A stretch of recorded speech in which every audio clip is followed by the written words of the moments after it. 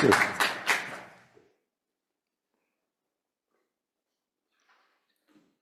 How many of you have been in prison? Contest chair, Toastmasters, guests. I remember a guard escorting me down a long corridor. My footsteps echoed off the concrete walls. He pointed, "Second room." I went in, sat down, and waited. He disappeared, but eventually returned, escorting someone I knew as Dave. I reached into my briefcase and pulled out a thick brown envelope, securely wrapped with tape. It contained a list of his crimes, victim impact statements. Dave had been in for almost 20 years. And now, on the day of his release, he was granted additional support, a volunteer, someone who would assist him on his journey back into society. And that was me.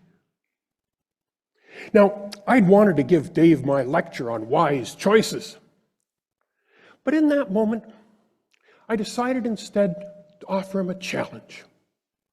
I told him, "Dave, I can't change what's in that envelope. You can't change the past. But together, we can move forward, overcome any obstacle.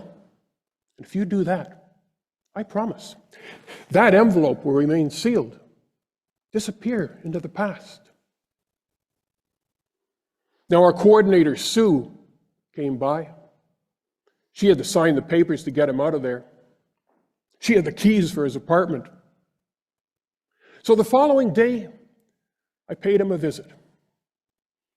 Checked everything out. To celebrate, we went shopping. And as we walked along, we talked until we came to a thrift shop that operated out of the basement of a church. Dave bought a few things for the kitchen. But as we made our way back up the stairs, we heard the choir practicing in the sanctuary. So we went in, sat down to listen. He turned to me and said, "I was a music teacher back then, before everything went wrong. There were some boys at the school. They were so young. Will God forgive me for what I did to them? Dave, we're looking forward, not back." His eyes welled up with tears. He collapsed into my arms and we embraced. I held him so tight. As the choir finished their rehearsal, the director came over to introduce himself. Dave mentioned his passion for music. He said, "Oh, why don't you join us? We meet twice a week." And so it began, Dave's long list of friends, a fresh start, a new life. From the church, his volunteer work with the blind, his job caring for seniors. But then there was that day, his 65th birthday party. Oh, the room was packed. Everybody had lined up for cake. But can you tell me how you blow out 65 candles without setting fire to the whole table? But these were his friends. This was his world. It was a few weeks later, I was rummaging through the bottom drawer of my desk, and I came across that brown envelope. I decided to return it to our coordinator, Sue. So I drove by her office, dropped it on her desk. She looked up. "You never even opened it." I confessed. Dave and we'd made an agreement on that day so long ago that if he never looked back, neither would I. Friends, I know we don't live in a perfect world. As a young boy, I suffered the pain, the humiliation, the brutality of abuse. The fear when suddenly there was no place to hide, nowhere to run.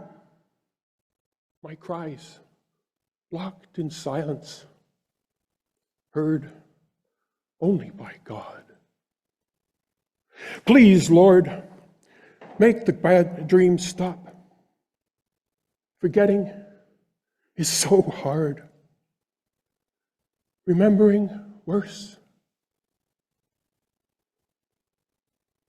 The thought of forgiveness seemed so far away.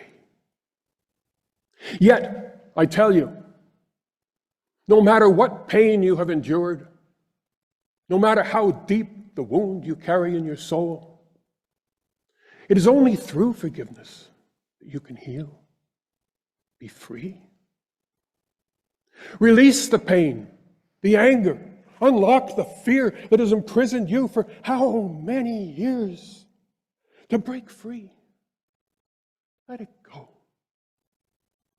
Embrace the empowerment of your own life. Grasp the courage to walk down that long corridor. Listen to your footsteps echo off the concrete walls. Extend your hand.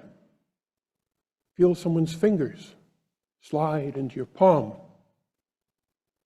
Begin that long journey back into this world together. Tell me, how many of you are locked in a prison?